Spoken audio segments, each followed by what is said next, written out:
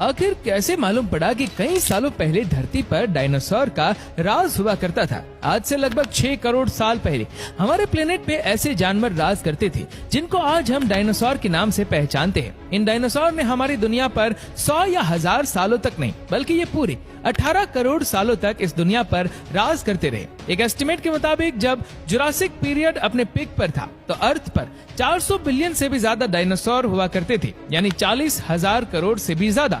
लेकिन अभी तक हमें कोई भी ऐसा डायनासोर का फॉसिल नहीं मिला जो बिल्कुल अपनी असली हालत में मौजूद हो। लेकिन अब शायद मिलने जा रहा था। साल 2011 में शॉन फंक नामी शख्स कनाडा के एक माइन पर खुदाई का काम कर रहा था। यह खुदाई जमीन में 200 फीट डीप सैनकोर मिलेनियम माइन के लिए की जा रही थी, जो कनाडा की प्रोविंस अल्बर्टा में मौजूद है। दोपहर के 1:30 बज रहे थे और खुदाई का काम जोरों शोरों से चल रहा था। वैसे तो यहाँ की मिट्टी बिल्कुल सॉफ्ट थी और इसी वजह से एस्केलेटर को ज्यादा जोर भी नहीं लगाना पड़ रहा था। लेकिन फिर एक पॉइंट ऐसा आया जब एस्केलेटर को अपने दांत मिट्टी में धंसाने के लिए जोर लगाना पड़ा। शॉन फंक को लगा कि शायद उसके रास्ते में कोई बड़ा पत्थर आ गया है। अब उस पत्थर पर जोर लगाया गया तो शॉन को एक अजीबोगरीब पैटर्न जमीन में धंसा हुआ नजर आया। चारों तरफ डार्क ब्राउन मिट्टी और उसके बीच में एक ऐसा पैटर्न जिसके अंदर इस तरह के सर्कल्स बने हुए थे। ये देखकर उसने अपने शिफ्ट सुपरवाइजर को बुलाया और फिर अगले कई घंटों के दौरान माइन पर मौजूद सारे लोग इस अजीब चीज को देखने के लिए इकट्ठे हो गए।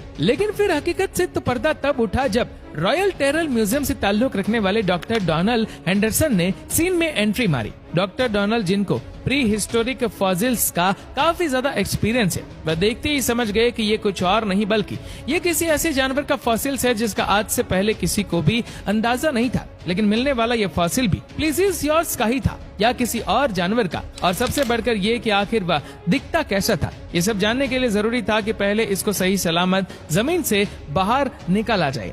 एस्केलेशन के गुरु बुलवाए गए और बड़ी एहतियात से फॉसिल को जमीन से बाहर निकालने का काम शुरू कर दिया गया। फॉसिल की साइडों और ऊपर से मिट्टी हटा दी गई और अब बारी थी इसको जमीन से अलग करने की। नॉर्मली ऐसे काम के लिए इलेक्ट्रिक जैक हैमर इस्तेमाल किया जाता है क्योंकि इससे फॉसिल को नुकसान पहुंचने का खतरा था।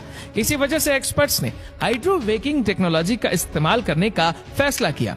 हाइड्रोवेकिंग ऐसी टेक्नोलॉजी होती है जिसमें पानी की हाई प्रेशर गन से किसी भी चीज को काटा जाता है और साथ साथ इंडस्ट्रियल ग्रेड वैक्यूम से मिट्टी और पानी को सक कर लिया जाता है। अब ये जायंट पत्थर जिसके अंदर फॉसिल मौजूद था वह जमीन से अलग हो चुका था और अब बारी थी इसको उठाकर ट्रक में लोड करने की। एक्सपर्ट्स का ख्याल था कि इसको क्रेन की मदद से उठाकर ट्रक में आसानी से लोड कर दिया जाएगा।